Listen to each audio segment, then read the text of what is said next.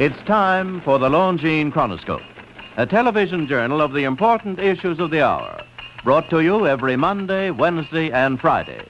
A presentation of the Longines Whitnor Watch Company, maker of Longines, the world's most honored watch, and Whitnor, distinguished companion to the world-honored Longines.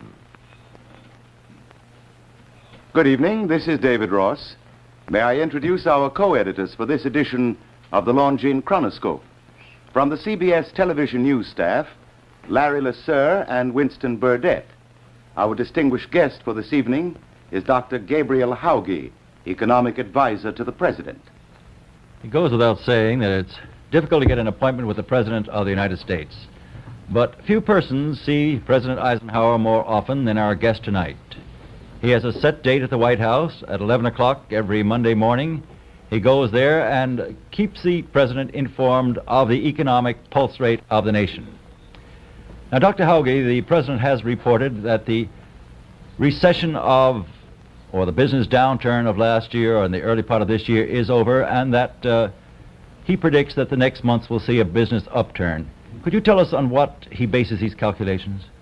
Yes, Mr. LeSueur. Yesterday, the President put out a statement, as you know, in which he said that, in his opinion, the slump, the recession, the adjustment, whatever you want to call it, that's been going on since about the middle of last year had come to a halt.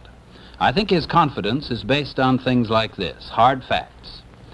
The level of construction and the prospective level of construction, the very satisfactory performance of retail sales, the business expenditures on plant and equipment, which create jobs and create demand for heavy goods and for the metal industries, the strength of the financial markets, the fact that inventories, which have been very heavy and have had to be adjusted downward over these months, are now getting into better shape with respect to sales. I think things like that, hard facts in the business situation, have given him reason for cautious optimism. Well, Dr. Hauge, isn't it true, though, that the unemployment situation is worse now than it has been for several years?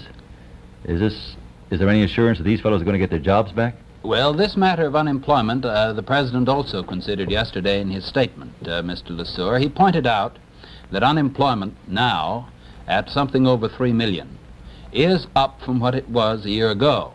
It is, however, lower than it was in 1949 and 1950. And also he pointed out that the increase in unemployment has been brought to a stop, and that employment has been rising steadily, and out of these facts he thinks that when fall comes we'll begin to get a good attack on that unemployment figure. Well, Dr. Hauge, does this administration think that the present level of unemployment is necessary to the economic health of the nation? Indeed not, Mr. Burdett. The present level of unemployment, which, though it is moderate in comparison with previous levels of unemployment, is more than the economy needs or can usefully have with respect to a good level of employment. I would think that it's at least 1 million higher than any normal kind of unemployment, or whatever you want to call it.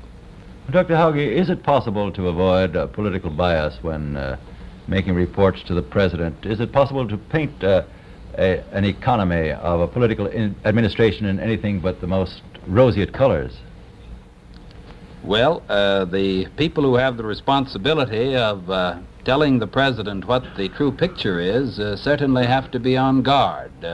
Any doctor who deliberately misreads the thermometer or the electrocardiograph is not going to be very much help to the people he's working for.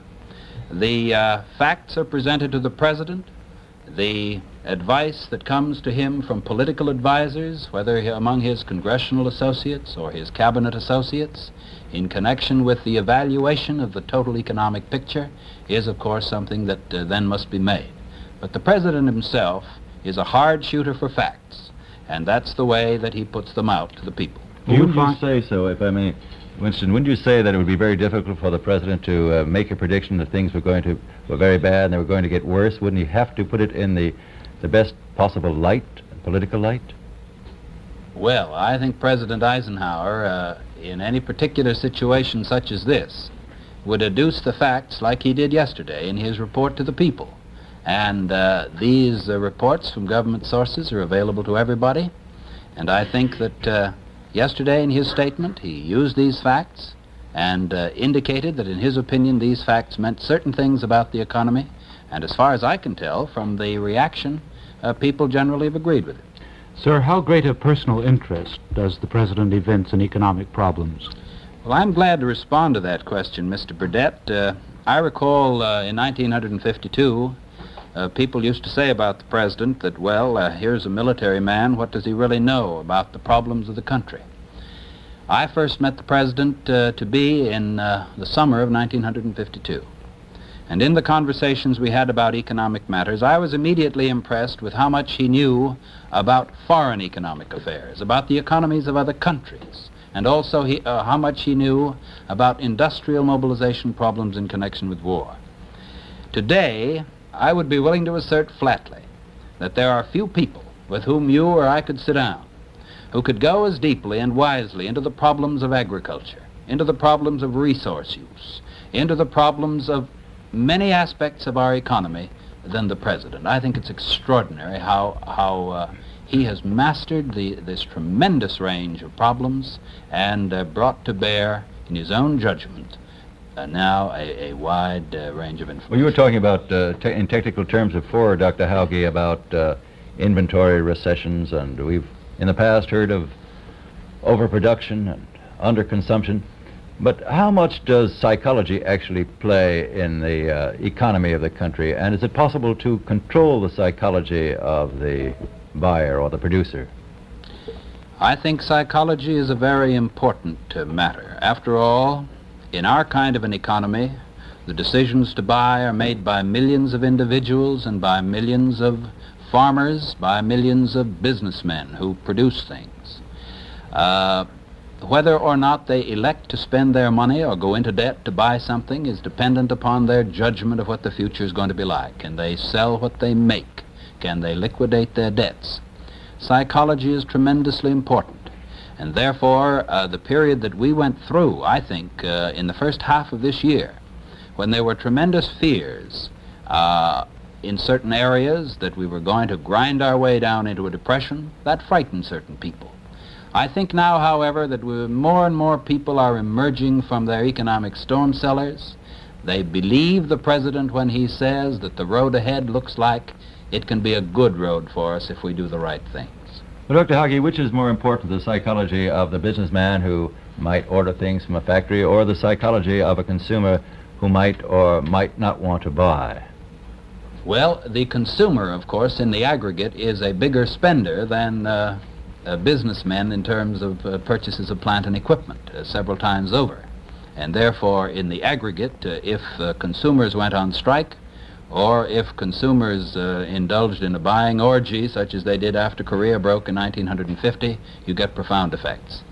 But it is necessary in our kind of an economy, I think, Mr. Lesueur, for that section of our total spending, the section that we identify as business spending on plant and equipment, which runs now around $27, $28 billion a year, which is perhaps small compared to consumer spending of upwards of 10 times that much.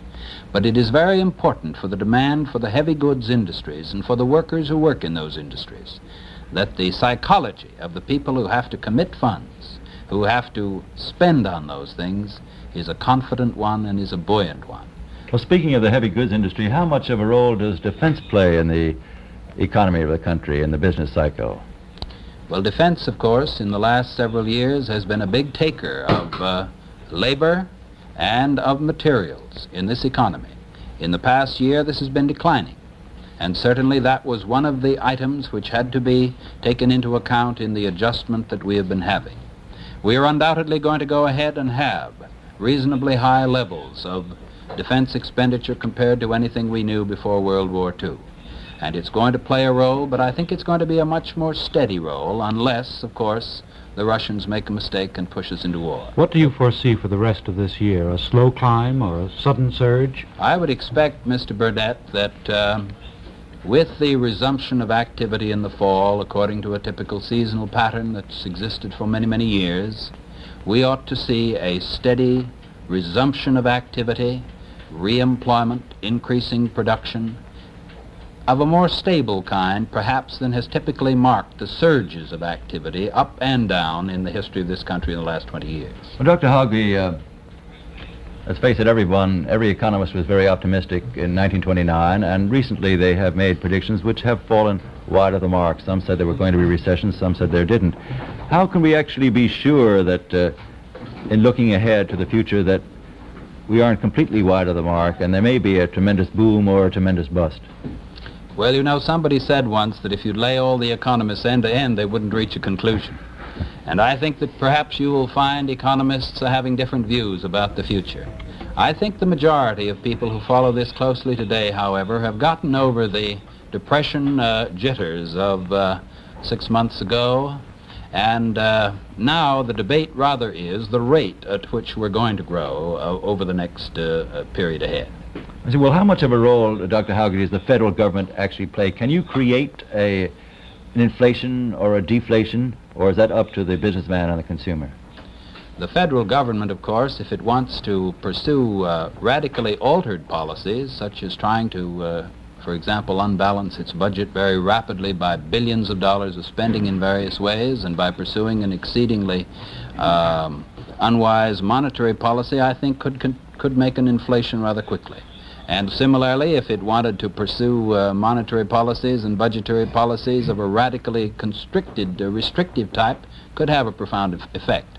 But I think by and large, the economy of America is increasingly going to be dominated and directed by the millions of Americans all throughout this land who are confident about the future and whose decisions are going to aggregate into a growing, reasonably stable economy. And if the government can pursue right policies in that area, I think we're going to have a fine period ahead. Well, thank you very much, Dr. Hauge. It's been very interesting to have you here tonight. The opinions expressed on the Longines Chronoscope were those of the speakers. The editorial board for this edition of the Longines Chronoscope was Larry Lasser and Winston Burdett. Our distinguished guest was Dr. Gabriel Hauge, economic advisor to the President.